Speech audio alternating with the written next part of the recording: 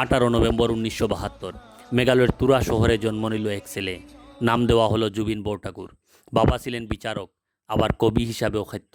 ছন্দনাম কপিল ঠাকুর। মা ছিলেন সঙ্গীত শিল্পী। ঘরের চারিদিকে সবসময় বই, কবিতা আর সুরের ছোঁয়া ছিল, তাই অবাক হওয়ার কিছু নেই। ছোট্ট জুবিন যখন প্রথম গান ধরল, তার কণ্ঠে ছিল এক আলাদা মায়া। শৈশব কেটেছে সঙ্গীতের আবহে। মা তাকে গানের হাতে খড়ি দেন। পিতাও লিখতেন গান, যা ছোটোবেলায় তার মনে দাগ কাটে। ছোটো থেকে স্কুলের অনুষ্ঠানে গান গাইতে শুরু করেছিলেন, কিন্তু জুবিনের এক ভয়ানক আঘাত তাকে ভিতর থেকে নাড়িয়ে দেয়। প্রিয় বোন জনকী বরঠাকুর, যিনি নিজেও গানের মানুষ ছিলেন, 2002 সালে এক দুর্ঘটনায় মারা যান। বোনের মৃত্যু যেন তার জীবনের গানকে আরও ব্যথাভরা আর তীব্র করে তোলে। ছেলেবেলায় তিনি বিজ্ঞান পড়াশোনা শুরু করেছিলেন বি বড়ুয়া কলেজে, কিন্তু পড়াশোনা শেষ হয়নি। বইয়ের অঙ্ক, পদার্থবিদ্যা তার মন ভরাতে পারেনি।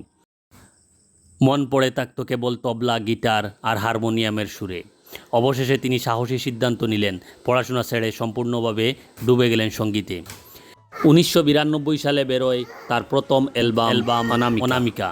সেই সময় আসামের যুব সমাজ গানগুলোতে ঝড়ের মতো মেতে উঠল। সেখান থেকেই শুরু হলো জুবিন গার্গ নামের এক অমর অধ্যায়। ধীরে ধীরে তিনি বাংলা, হিন্দি, আসামি, এমনকি 40-এরও বেশি ভাষা ও উপভাষায় গান গাইলেন। বলিউড তাকে চিনল 2006 সালে, যখন তার কণ্ঠে ইয়া আলী গানটি মুক্তি পেল গ্যাংস্টার ছবিতে। গানটি সারা দেশে কাঁপিয়ে দিল। রাতারাতি জুবিন গার্গ হয়ে গেলেন ভারতের অন্যতম জনপ্রিয় কণ্ঠশিল্পী। কিন্তু তিনি শুধু বলিউডে আটকে থাকেননি, বরং নিজের মাতৃভূমি আসামের জন্য গান লিখেছেন, সুর করেছেন, গেয়েছেন, যাতে লোকসঙ্গীত আর আধুনিক সুর একাকার হয়ে গিয়েছে। শুধু গায়ক নন, তিনি ছিলেন সুরকার, কবি, অভিনেতা। যে কোনো বাদ্যযন্ত্র তার হাতে যেন জীবন্ত হয়ে উঠত। গিটার, তবলা, ড্রাম, হারমোনিয়ামতেই তার দখল ছিল।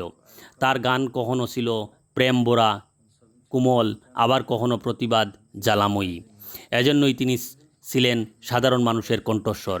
সামাজিক কাজেও পিছিয়ে ছিলেন না।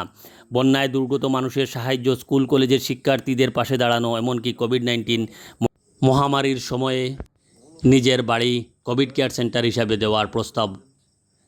এসব প্রমাণ করে যে তিনি শুধু শিল্পীই নন, ছিলেন মানুষের সত্যিকারের বন্ধু। বছরের পর বছর তিনি অগণিত পুরস্কার পেয়েছেন। 2024 সালে Meghalaya university of science and technology তাকে ডি লিট উপাধিতে ভূষিত করে। কিন্তু তার সবচেয়ে বড় সম্মান ছিল মানুষের ভালোবাসা। 19 সেপ্টেম্বর 2025 সিঙ্গাপুরে স্কুবা ডাইভিং করার সময় ঘটে গেল এক ভয়াবহ দুর্ঘটনা। হঠাৎ শ্বাসকষ্টে আক্রান্ত হয়ে পৃথিবী থেকে বিদায় নিলেন মাত্র 52 বছর বয়সে। খবরটি ছড়িয়ে পড়তেই পুরো আসাম, উত্তর পূর্ব ভারত আর দেশ জুড়ে শোকের ছায়া নেমে এলো। মানুষ বিশ্বাস করতে পারছিল না যে কণ্ঠে তার জীবনভর প্রেম, আশা আর সাহস খুঁজে পেয়েছিল, সে কণ্ঠ আর বাজবে না। কিন্তু সত্যিই কি বাজবে না? আজও তার গান ভেসে আসে আসামের চা বাগান থেকে কলকাতার ব্যস্ত রাস্তায় বা বলিউডের সিনেমার রঙিন পর্দায়। জুবিন গার্গ বেঁচে আছেন মানুষের হৃদয়ে, প্রতিটি সুরে, প্রতিটি কথায়। জুবিনদা, তুমি যেখানেই থাকো, সুখে থাকো।